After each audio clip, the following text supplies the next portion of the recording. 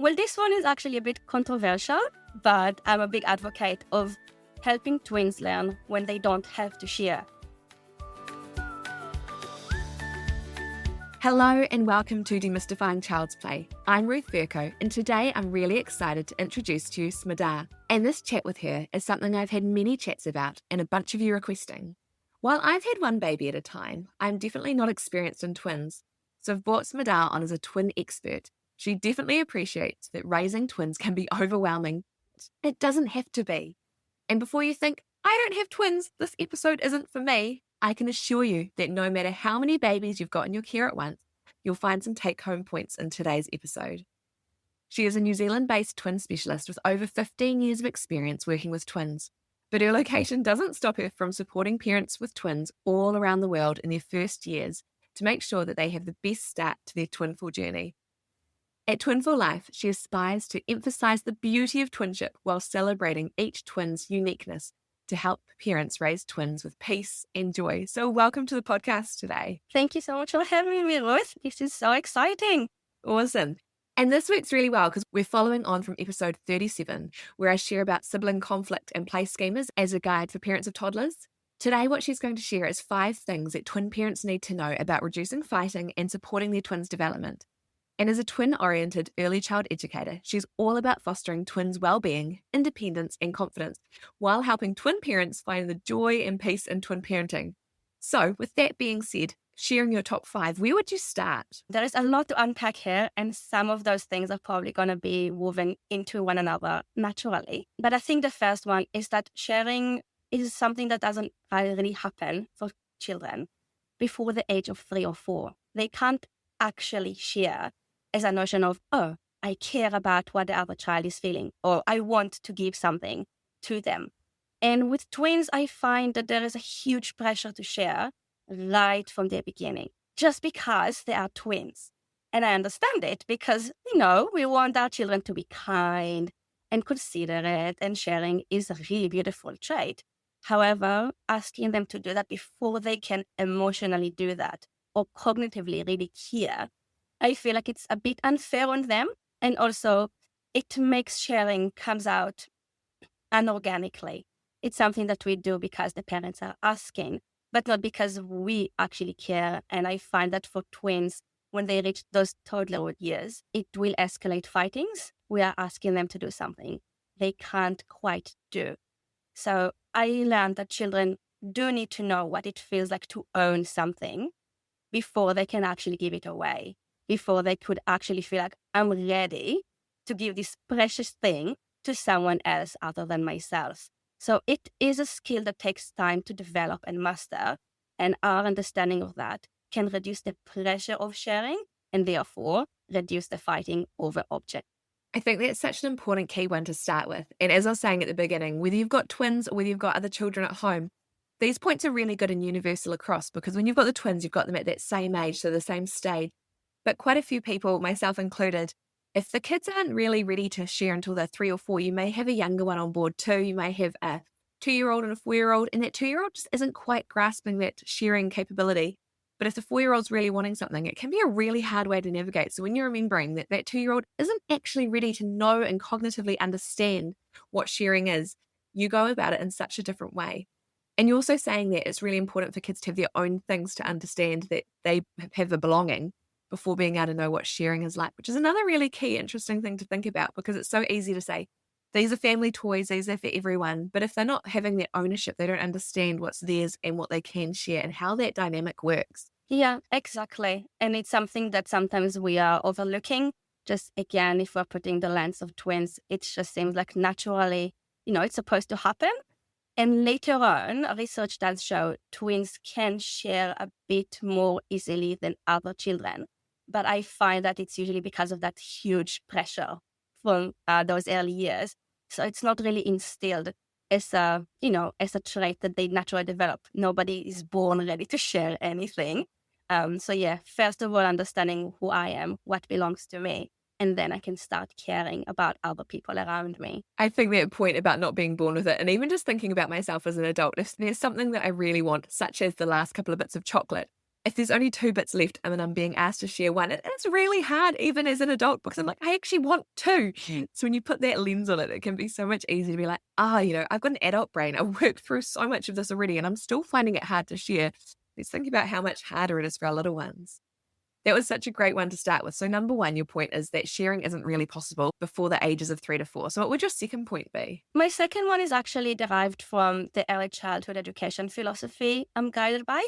So the wise Magda Gerber, who founded the RIE philosophy, Resources for Infants Educators, she said, and it's not about twins, but it's so applicable here, that making a child share isn't sharing. So with my years of experience with families and with twins, what I like to help them learn is sharing as a choice rather than a chore. If every time a child feels bad for not sharing and then they're giving that toy away or breaking their cookie, they are not actually sharing. They're just doing something because we made them feel like they need to.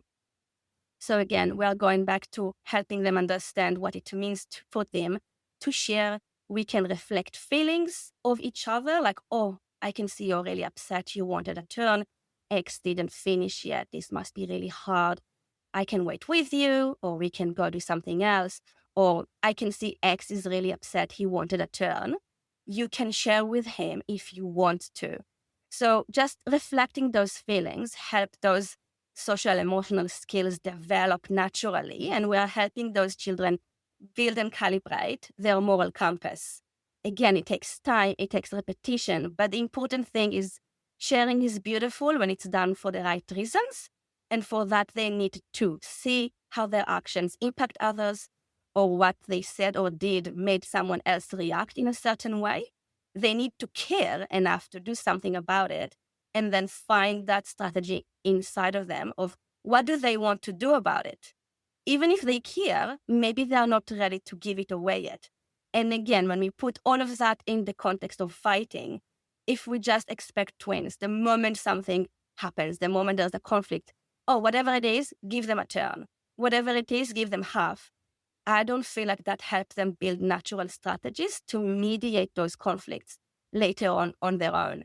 So what I find that twins escalate to whining, to screaming, to crying very early on because they just expect somebody to step in, tell them what they need to do, and that's it. So the understanding of how they can actually work it out isn't developing there because we just expect them to do something they don't want to or they can't actually yet do. That is such a great one to remember.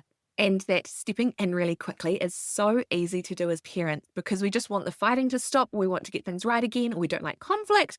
But actually sometimes either giving them the chance to work it out or working it out with them, as you're saying, using those words, oh, I can see that someone's really upset right now. Or I can see that someone's still having their turn. We need to wait, which for me, with my mindset of having a 4-year-old and 2-year-old, is a very different dynamic than having 2-year-olds together because there's such different understandings, which is why being a twin expert is so important and having these people who are twin experts, if you do have twins yourself, because they come to it with such a different lens than I do. Yeah, and I find that it really helps twins develop those skills that singletons develop naturally early on. A lot of times, well-meaning twin parents automatically step in. They are kind of helping them share, and I would put it with air quotes because they are not actually sharing. And by doing that, even though the intention is great, they actually bypass very important life skills of dealing with frustrations, dealing with disappointments, understanding you can't always get what you want. Just like I wasn't expected to always share my things with my siblings and vice versa, I feel the same should apply to twins.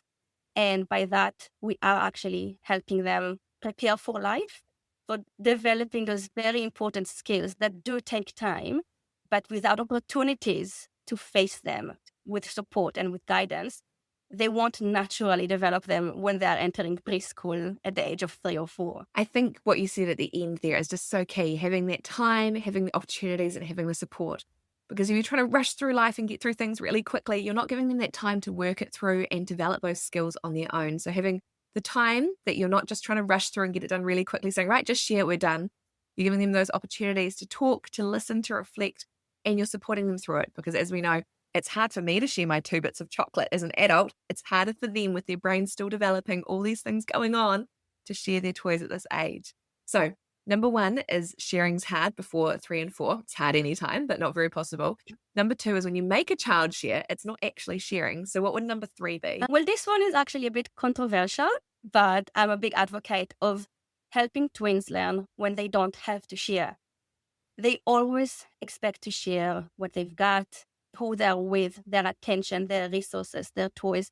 And here I actually like to encourage twin parents to help your twins learn they don't have to share everything. Sharing should have its limits. Not everything should be up for grabs. And by that, I do encourage you, give them things that are just their own. Special toys, clothes, it can be a special plate or a backpack. If we actually give them things that are just their own, and it brings us back to that first and second point. First of all, they will learn what a sense of ownership is. And they will know that when they are expected to share, it's not for everything. They will have something that is just theirs. It therefore makes those sharing moments a little bit more tolerable. So giving them things of their own means that we are actually recognizing their rights for owning things. Just like myself, I had my things, my sister has her things. We don't share everything. Some things can be like the house toys. But when they don't want to share that particular toy, it's okay. We are actually giving them permission to set boundaries. This is mine, and that's okay. Other tracks are for everybody, so I will need to take turns or sometimes let go. But having those moments where we actually champion their autonomy over their decisions, over their things, is setting them up again for success. It's not realistic to expect them to share everything. And therefore, all those frustrations, all those intense interactions can be mediated. And it's such an interesting dynamic to navigate. I know with my own children, one thing I try and do before we have friends around is ensure that we've had a talk about which toys are out and whether they're okay to share. And sometimes there are things that have been really special to them. And so they might go put them in their room or even put them in my room that they're out of bounds when their friends are there because those are really special to them. And as you're saying, kids don't need to share everything. We are learning about sharing. We are learning about turn taking. But some things are really special and they don't want them broken or they don't want them being played with in what they perceive as the wrong way. And it's okay to put things away or say, hey, actually, that's just for this child right now. They may choose to share it later on, but it's completely up to them. They're not going to be made to share it, which is such an important thing to learn and skill for both children, knowing that actually I might not be able to play with this because it's not mine, and that's okay. So very, as you said, controversial and a very big thing to work through, but it's really important for our children to have these experiences and have the sense of ownership. Okay, so we've done number one, which was not possible for the young ones. Number two, making them share isn't sharing. Number three, having their own belongings. So what would number four be? Well, number four is a big one. So what happens when twins are expected to share everything, or the norm in the family is that whatever you've got, your co-twin needs to have or can have if they want to. I find that twins start to feel a sense of guilt or even shame sometimes if they are receiving something and their twin didn't. I've seen it time and again. You will give somebody something or they found something special on our outing. They will pick it up and they will scan to find their twin and either feel like they need to give it to them or they will hold on to it so tight because they feel like they're expected to share it. And later on, you can see it in the late toddlerhood and preschoolers and onwards. They can start verbalize feelings that basically equate to guilt. Like something is not okay here. I need to give it to them or I need to share with them, which I find is quite unfair on little ones. It's really, really big feelings to have so early on. And on the other side of this coin is that their co-twin will naturally have a sense of entitlement. So if they see that their co-twin just got something, they will obviously expect to have the same or to share it because that's what we taught them.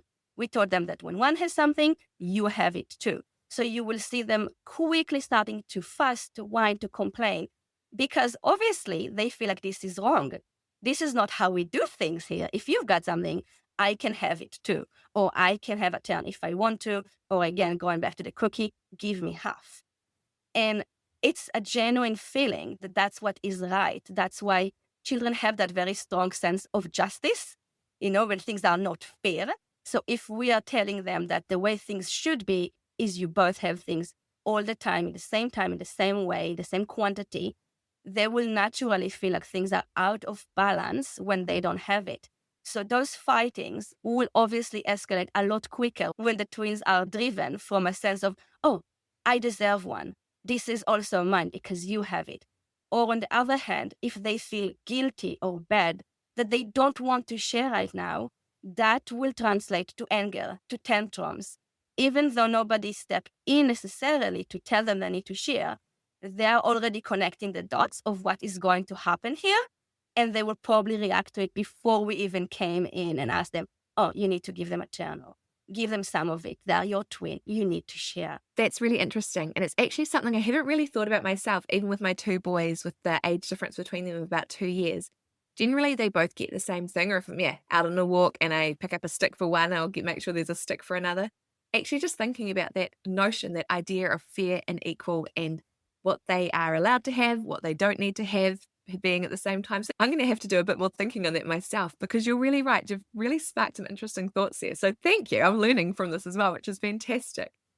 Okay, so we're nearly at number 5. So number 1 is the sharing isn't possible. Number 2, we don't want to make children share because that's not sharing. Number 3, having their own things. Number 4, feeling guilty for not sharing. So what's your 5th point? Well, actually, you touched on it a little bit, and that's what I would actually like to dive deeper into, is the notion of fair and equal. I'd like to quote a twin expert I've been following for many years from the beginning of my journey, Dr. John Friedman, who is an identical twin and a twin mom herself. And in one of her books, she brilliantly said, twins aren't equal and life isn't fair, which takes a moment to sink in. And it does come down to, how do we view the twins? Do we view them as exactly the same person? Do we always dress them the same? Do we always give them 2 of everything? And if we do, first of all, that will be probably for another episode of understanding there are 2 distinct individuals and therefore there are different ways to go about it. But also, I would like to encourage twin parents to not have 2 of everything, because twins aren't the same. They're 2 different people. If there is a very popular item or toy that you like or you see your children really like, you can get different variations of it. But having 2 of everything, because it's easier, and I get it, it really is easier in the beginning, will eventually shoot you in the foot. Because we are setting them up for failure. Life is not going to accommodate that. So if in our home culture, everything is duplicated, their clothes, their food, their toys, when things are not there to be duplicated, it is really, really hard for them. And again, they will feel like something is not okay here. So having options to choose from rather than 2 of the same, and normalizing differences as good, as positive, will really help twins internalize that they don't need to have exactly the same as their co-twin. And when we bring it back to fighting, they won't necessarily have to fight over having the same thing, because we normalized it, that you can play with different things. Or it's okay to like something if your twin doesn't. It's okay to want to do things on your own without including your twin in it. So that fair and equal notion comes into play with toys, with time with mom and dad, or with the parents or caregivers, with sharing their play space, normalizing that they can do things on their own, that things can be different and it's okay. First of all, will reduce tension at home. It will help them face challenges outside of the house. Again, it comes back to not bypassing those difficult feelings of frustration, of disappointment, of I can't always have what I want. And if we are expected to have exactly the same as my identical twin next to me, it is genuinely really, really hard and triggering for them when life doesn't accommodate that. So yes, 2 of everything will be easier. Sometimes some twin parents do see their twins as a set, and it does stem from that. So we can debunk that on its own. But just giving them the idea that you don't have to share, and what you've got doesn't have to be the same as your twin, and it's okay. You can take turns, you can swap, or you can say no. It's okay too. Is absolutely valid. Life isn't fair. And it's something every child learns early on with older siblings, as a single child, with their classmates. I think the same should be applicable for twins. And it's on us, parents, caregivers, teachers, to normalize those interactions and support them when it's really challenging. And it will be. And it can get loud. It's okay. It's on us to help them regulate it, find strategies, and come to peace with the idea that, okay, I want what my twin has. I will need to wait. Or right now, they don't want to share. It's theirs. And mom, I need a hug. I don't know what to do with all these big feelings. With just 5 points that you've shared today, you've given me so many take-home points for myself and so many things that I can't wait to be able to share with others through this podcast, because there's so many bits I'm like, I need to think more on that myself about how I parent, how I do these interactions, and how we do life with our children. So if you're like me and you're listening and you're thinking, oh my goodness, there are so many points here, I should have said at the start, but don't worry, you don't need to retain them all. You can re-listen to this podcast, but I also have our blog app, which has all these show notes. So you can go to playschemas.com/blog. That's playschemas.com/blog. And I'll have all these top 5 up there, as well as some of the conversation we've had. But if you want to connect with Smada directly, how would we connect with you? Well, you can reach me via my website. So that's www.twinforlife.com. You can find me on Instagram at twinful_life and also on Facebook at twinforlife. And there is tons of information and resources for twin families in all of those platforms, including some upcoming seminars to support twin sleep, fostering multiples well-being, and mastering toddlers, which touches on a lot of what we talked today with actual strategies to implement on the go. And you said right at the beginning as well, you work with parents worldwide as well. It's no limits with where people are at? No, not at all. I work with parents online. The seminars are oftentimes just online, so everybody can attend from the comfort of their home. And they are recorded, so parents will have some time to rewatch them afterwards. And what I find is that for twin parents, finding the time to attend those things can be very, very hard. So having them online and accessible makes it easier for parents worldwide, nationwide here in New Zealand. It doesn't matter where you are at, you can still find support and resources at the tip of your fingertip. Fantastic. So make sure you check her out, Twinful Life. If you Google it, I'm sure you'll find all the different links, and I'll make sure I add them in the bottom of this podcast, this episode, so you can get them straight there or on the blog as well. So thank you so much for joining me today. As I've said, I've got so many take-home points myself that I'm going to be thinking on through these weeks about how we do our life with our kids as well. And make sure everyone out there, remember today is a great day to play and have a think about how we're doing these dynamics with these kids as well. We'll catch you next time. See ya. Yeah.